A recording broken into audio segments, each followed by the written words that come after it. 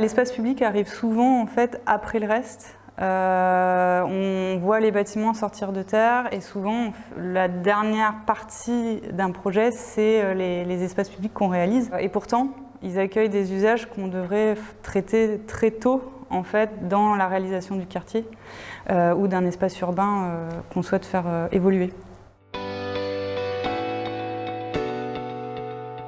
La problématique de l'espace public pour planter aujourd'hui, elle est de plusieurs natures. Il y a le sol sur lequel on va planter. Est-ce qu'on dispose d'un sol ou non? Ça peut être des projets où on refait la ville sur la ville et où on a des sols qui ont été maniés, remaniés, remaniés au fil du temps et qui ont perdu toute leur qualité nutritive et de support pour des plantations, et où là il y a un vrai travail de réflexion. Comment ramener et reconstruire des sols sur ces milieux-là sans venir ponctionner sur les sols naturels aux extérieurs. Il ne faut pas déshabiller d'un côté pour réhabiller les villes notamment. Et donc là il y a un enjeu et un champ qui s'ouvre aujourd'hui pour les aménageurs sur comment on reconstitue ces sols urbains? Quels sont-ils?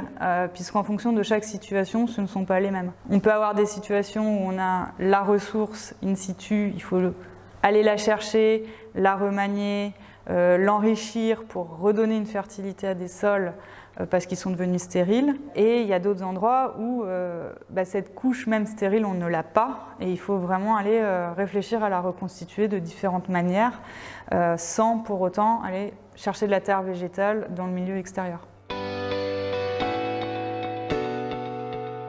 La question du circuit court sur la question de la reconstitution des sols est un enjeu aussi important, me semble-t-il, que dans le domaine du bâti. Et c'est là où il y a à nouveau, il me semble, une grande interaction entre bâti, comment on peut réutiliser les produits d'une démolition pour en faire un mélange terre-pierre pour pouvoir planter, comment on peut réutiliser ces matériaux-là et reconstruire des sols qui seront propres à un endroit, puisque c'est des choses qui se feront en local avec la matière dont on dispose, avec l'intérêt aussi de ne pas démultiplier du trajet, du transport, qui sont là aussi viennent alourdir des bilans carbone, apporter de la gêne à des habitants, à des usagers. Si on arrive à pouvoir le gérer à l'échelle du site et du projet urbain, alors c'est le Graal, mais en tout cas au moins à une échelle métropolitaine ou urbaine, en mutualisant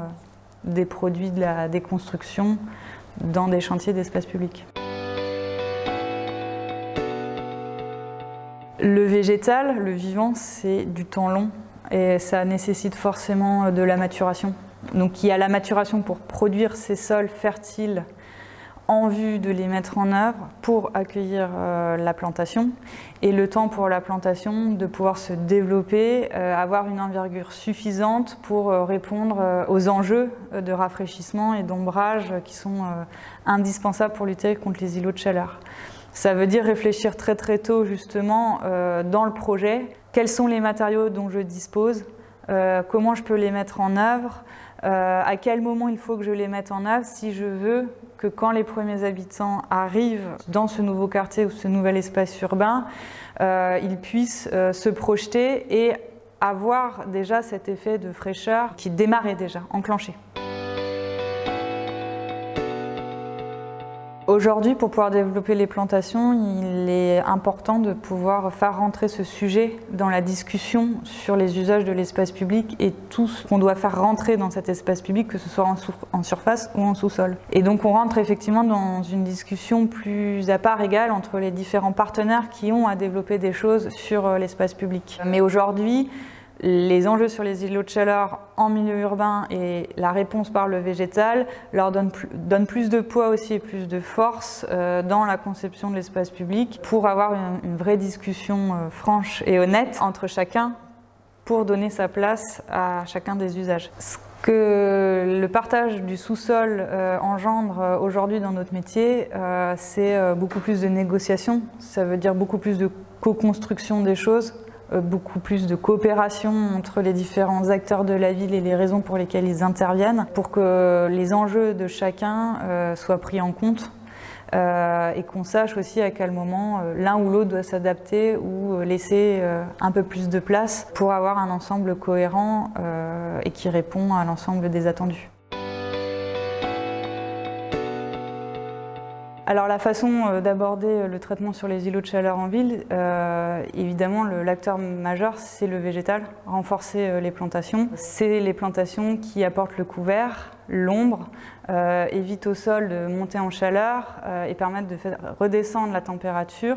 C'est aussi les végétaux qui vont ramener l'humidité, la transpiration dont l'air ambiant et la ville a besoin quand il va faire très très chaud.